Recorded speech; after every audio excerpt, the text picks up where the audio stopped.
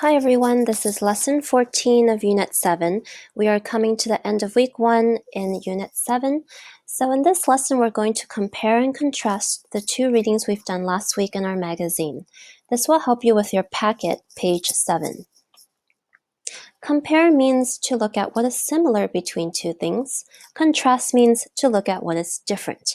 We're going to compare and contrast Exploring My Community and A New Life in Vermont. So first we're going to compare and contrast their topic.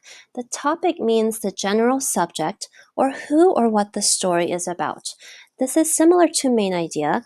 The main idea tells you what we want to know about the topic. The topic, though, you would just say it in a few words or a phrase. So if you were to tell me the topic of exploring my community in just a few words, what would you say? Same for A New Life in Vermont. What is it about in just a few words?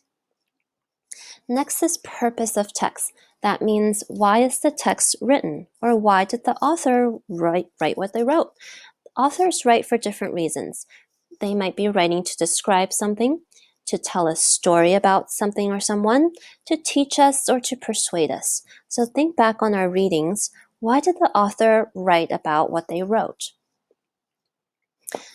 All right, then next is point of view. That means who is telling the story and how do they feel about their topic. In Exploring My Community, the person telling the story is our author and narrator, Lisa Benjamin, and her topic is about her community in St. Augustine. So how does she feel about her community in St. Augustine? A New Life in Vermont, our narrator is the fictional character Miguel, and he has some different feelings about his new community in Vermont. What kind of feelings does he have? Text structure means how is the text organized, or the type of story it is. You can organize it like a narrative text. That means you're telling stories about yourself or other people, or it can be an informative text where you're giving information and facts about things, people, and places. Next is the type of language used in the stories. Exploring My Community has a mix of informal and formal. For example, informal language is like, oh, yay, lucky me, or what's up. That's all informal because it's language you would use with someone familiar to you, just like your friends. Formal is language you might use with a teacher or an adult. A New Life in Vermont uses literary language, and that's language found in written text. The way we write is different from the way we talk in real life. Then we have vocabulary. What is the vocabulary like? In Exploring My Community, they use descriptive words. So these words are used to describe something. What are they describing mostly in this community? So here are some clues for you. Think about, well, what are they describing here?